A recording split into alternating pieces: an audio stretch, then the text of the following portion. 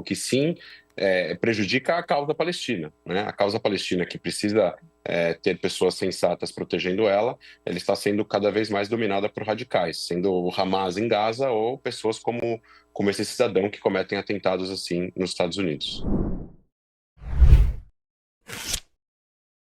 Nós convidamos a participar conosco aqui um cientista político, ele é especializado em Israel, está sempre indo para Israel, aqui no Brasil também, e trazendo muita informação do que está acontecendo por lá. Ele pode nos ajudar também a analisar o dia de hoje, o que pode vir pela frente. Estou falando do professor também, André Lax, que está conosco ao vivo agora. Olá, bom dia, seja muito bem-vindo ao nosso programa.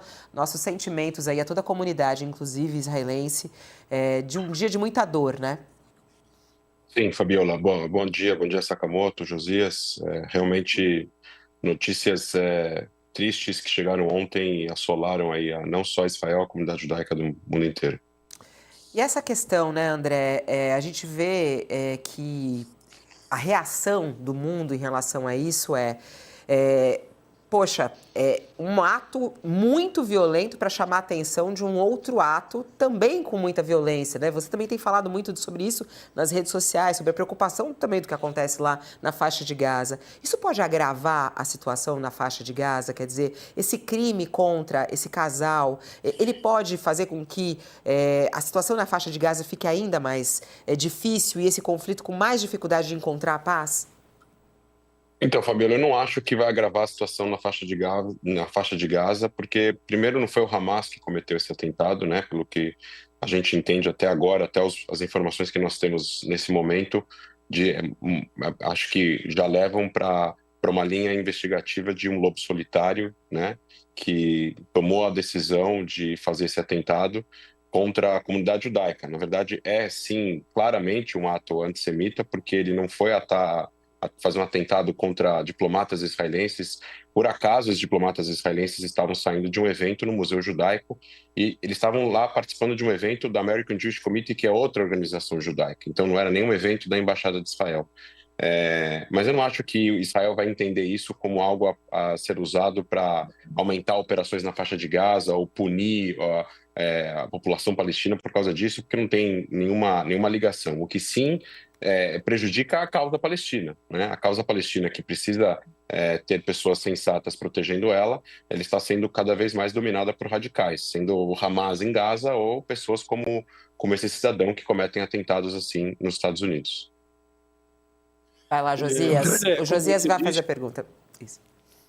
Como você diz, de fato, é uma maluquice, né? E alguém que defenda com alguma racionalidade a causa palestina, a pior forma de fazer isso é adotando o antissemitismo como uma prática, né? Assassinando pessoas. Então, está contribuindo para arruinar a causa, né? O que eu queria lhe perguntar evidentemente, a tolerância com o que está acontecendo em Gaza estimula a intolerância ao redor do mundo, como que expande as fronteiras da intolerância. E estamos vendo protestos em vários países em relação ao que se passa ali, e acho que é muito difícil dissociar um problema do outro, né? Um fato do outro. Nessa semana, houve muita imagem de Gaza por conta da abertura das fronteiras ali, autorizadas por Israel, para entrar caminhão de ajuda humanitária, aquelas fotos, aquelas imagens dos palestinos levantando panelas vazias, aquilo correu o mundo, e alguns países da Europa, o Canadá também, começaram a utilizar a palavra intolerável para classificar o que se passa em Gaza. Acha que, em alguma medida, o que se converteu essa resposta do Netanyahu ao ataque terrorista de 7 de outubro de 2023, do Hamas, essa resposta, ela precisa ter algum fim? Isso pode levar a um descontrole também em relação à intolerância que pode resultar em atos como esse assassinato covarde que houve em Washington. Que relação você estabelece entre um fato e outro e como devem ser tratados os dois episódios? Washington parece não ter muito o que fazer, senão punir o sujeito severamente, né? O que fazer com o Netanyahu?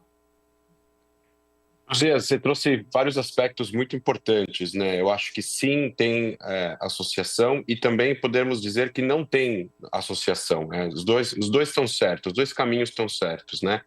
No dia 8 de outubro de 23, tinha protestos violentos e ainda Israel não tinha mal começado as suas operações em Gaza, já tinha atos de antissemitismo, já tinha pichações de sinagogas, já tinha judeus sendo hostilizados em Nova York, já tinha 100 mil pessoas nas ruas de Londres. Então, não é necessariamente ligado às ações de Israel. A gente poderia também citar eventos históricos, como atentados nos aeroportos de Roma, o sequestro de avião de Entebbe, ou a morte do embaixador Argov em Londres na década de 80. Tudo isso antecede a criação do Hamas e as guerras que Israel fez contra o Hamas na faixa de Gaza. E mesmo assim havia esse tipo de ação, esse tipo de violência de grupos e de indivíduos no Ocidente contra judeus ou contra israelenses. Agora, sim, de fato, existe sim uma ligação do aumento cada vez mais de pessoas radicais que querem resolver, achando que estão ajudando a causa palestina, achando que estão ajudando a levar uma conscientização para os problemas que existem na faixa de Gaza e com a continuidade da guerra, a morte de civis palestinos, fazendo ataques antissemitas ou cometendo atos de violência. Isso não vai levar a uma criação do Estado palestino, isso não vai convencer o governo israelense de ceder ou fazer ações que possam levar ao fim da guerra. Na verdade, o que eu acho que vai levar ao fim da guerra é muito mais voltado para uma decisão do Hamas do que uma decisão de Israel. Eu acho o Hamas muito mais responsável pelo fim da guerra.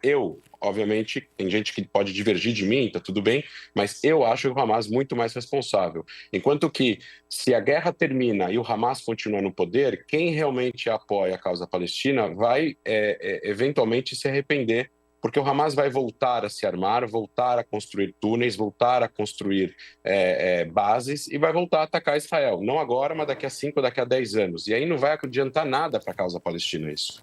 Então, a única solução de longo prazo, pacífica, para realmente não voltar uma guerra, já que essa guerra já dura 1 ano e meio, é realmente o cessar-fogo, ele ser permanente, com a condição do Hamas sair do poder e ir para o exílio na faixa de Gaza. Não tem nenhuma solução que não seja essa. A guerra terminar com o Hamas no poder é um prêmio para grupos terroristas e incentiva outros grupos de fazerem a mesma coisa que o Hamas fez no dia 7 de outubro. André, bom dia. É claro que foi um absurdo. A gente está comentando desde o começo do programa o nível de absurdo que foi o atentado terrorista, que é antissemitismo, né, contra o casal em Washington. A gente espera que isso seja resolvido, como você mesmo colocou, e a gente estava analisando a potência de que provavelmente foi um lobo solitário. É claro que incentivado por um caldo de ódio, mas foi um lobo solitário. Agora, tentando entender um pouco o que está acontecendo agora dentro de Tel Aviv, né, para tentar ajudar o pessoal a compreender.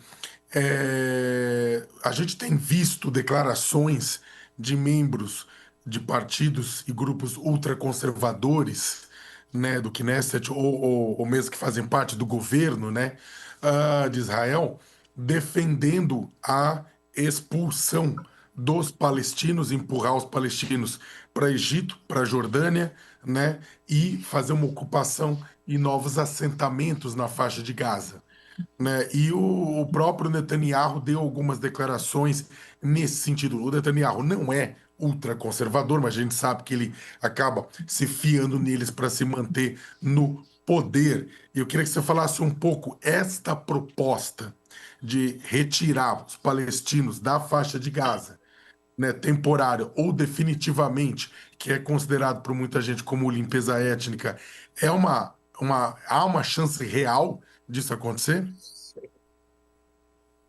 Obrigado, Sakamoto, pela pergunta. Eu acho que não. Eu não acho que isso vai acontecer, não acho que isso é plausível de acontecer, eu acho que não existe nenhum tipo de mecanismo ou de intenção real do governo de Israel de fazer com que isso aconteça. Eu poderia dizer o seguinte, eu acho que alguns ministros do governo do Netanyahu são pessoas, e isso é uma coisa muito importante, né? É uma coalizão de 4 partidos. Na verdade, são dentro do partido do Smotrich, que é ministro da Fazenda, e do Ben-Gvir, existem outros 2 subpartidos. São 3, 4 partidos aí, mas enfim, é uma coalizão de 4 partidos. O Likud do Netanyahu, o Shas e o do Torá, que são 2 ultra-ortodoxos, e esse partido de religiosos nacionalistas. O Netanyahu, quando forma o governo, qualquer primeiro-ministro que forma o governo, ele vai distribuir as pastas para os ministros. E ele vai colocar muitos ministros do Likud. Esses ministros do Likud, o chefe deles é o Netanyahu. Só que os outros ministros dos outros partidos, eles falam um monte de coisa por causa de questões eleitorais ou pesquisas eleitorais ou para conseguir ganhar base política de outros partidos, e eles não veem o Netanyahu como chefe deles, porque o Netanyahu, se demitir eles, a coalizão cai e ele perde o governo.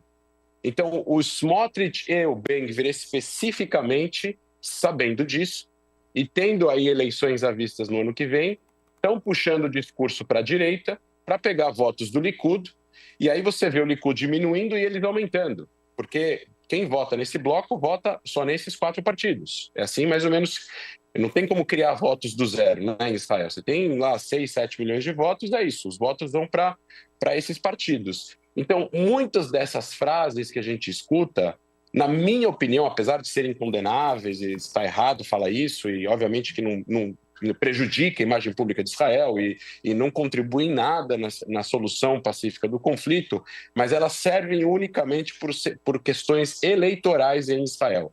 Eu não acho que existe um plano concreto no establishment israelense que envolve o Supremo, que envolve o Exército, que envolve a academia, que envolve os setores da democracia israelense, que levariam a cabo uma retirada forçada de palestinos da faixa de Gaza. Isso não vai acontecer. Agora, que existe sim planos militares para controlar zonas urbanas, para dividir Gaza, para evitar que o Hamas transfira armas de ponto para ponto, então de Khan Yunis para a cidade de Gaza, que é no norte, que é uma distância aí de 25, 30 quilômetros, para tentar colocar pressão máxima sobre o grupo terrorista, para que eles sim cedam nas suas condições que eles exigem o fim da guerra com eles no poder e que a guerra chega ao fim com eles saindo do poder em Gaza, isso eu acho que pode acontecer. Mas aí é uma diferença muito grande entre ações militares de ocupar temporariamente zonas da faixa de Gaza a fins militares de vencer o Hamas do que tirar a população palestina do seu território. Para quem está nos acompanhando na TV, a gente tem um intervalo, mas a gente segue só mais um pouquinho aqui pelo YouTube falando sobre esse assunto. Então vá para o YouTube para você continuar conosco. André, sei que você tem que se despedir da gente, já estamos no intervalo aí para quem está conosco na TV, mas tem um assunto que eu queria te perguntar. Eu sei que você é um defensor da paz, você sempre fala isso pelas redes, eu acho isso extremamente importante. A gente sabe que essa situação, e ainda mais depois desse ataque que aconteceu a esse casal israelense em Washington, isso traz ainda mais e destampa o que hoje o Sakamoto falou de uma panela de ódio, e é ódio de um lado, ódio de outro. Qual é o caminho para a paz? Como é que você vê a gente reduzir esse ódio e as pessoas conseguirem ter um entendimento claro sobre esse conflito e o que está por trás? Porque isso tudo ficou tão polarizado de uma maneira, eu sou um lado ou sou o outro, sem as pessoas terem conhecimento das causas que estão tanto de um lado quanto de outro. Você vê a possibilidade de a gente reduzir esse ódio e ter mais entendimento sobre essa história envolvendo a Palestina e Israel? Fabiola, essa é uma pergunta de $1 milhão. Eu acho o seguinte, eu acho que existem 2 pazes, né? A paz no mundo em relação a esse tema e entre as pessoas, porque esse tema é um tema muito emotivo para muita gente, e a paz lá, a paz física lá, as negociações entre as partes. Falando da paz lá, negociação entre as partes, eu vou trazer o pacifista e filósofo Yossi Halevi, que no seu livro Cartas para o Meu Vizinho Palestino, que nós traduzimos e foi publicado no Brasil, ele diz que a justiça absoluta para cada um dos lados é a injustiça total para o outro lado, e que apenas a justiça parcial para os 2 lados trará justiça para os 2 lados. O que eu quero dizer é que os 2 vão precisar ceder. E quem não tem nenhum interesse em ceder não pode fazer parte dessas negociações. Então, radicais como o grupo terrorista Hamas, que é contra a existência de Israel de forma conceitual, ele não pode fazer parte de uma constelação de negociação, ele não pode fazer parte da autoridade palestina, a não ser que ele mude sua própria carta de fundação. Isso também vale para israelenses que são contra a solução do conflito, ou seja, essa população palestina mora na Cisjordânia, mora em Gaza, precisa se chegar numa solução. Israel precisa de segurança, os palestinos precisam de um país e dignidade.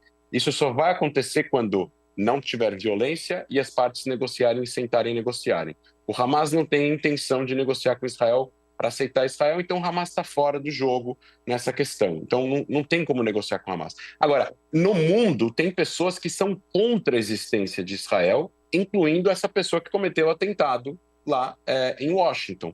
Então, essas pessoas, mesmo que israelenses e palestinos cheguem em um acordo, vai ter gente no mundo, no Brasil, nos Estados Unidos, na Inglaterra, que vai achar que a solução que encontraram ela não é justa. Vai ter gente que ela não vai falar que ela não é justa para Israel, vai ter gente que vai falar que ela não é justa para os palestinos. Só que quem tem que ditar, e quem tem que falar, e quem tem que se levantar e dizer nós decidimos o que é justo para nós dois, são palestinos e israelenses. Isso precisa incluir os setores moderados, e quem dera que daqui a um tempo a gente possa fazer uma entrevista na UOL News e dizer que existem palestinos moderados que vão assumir o governo depois do fim dessa terrível guerra e que vão proibir a ideologia do Hamas de existir. O governo de Israel, daqui a um ano, daqui a 2 anos, vai ser outro, porque vai ter eleições no ano que vem.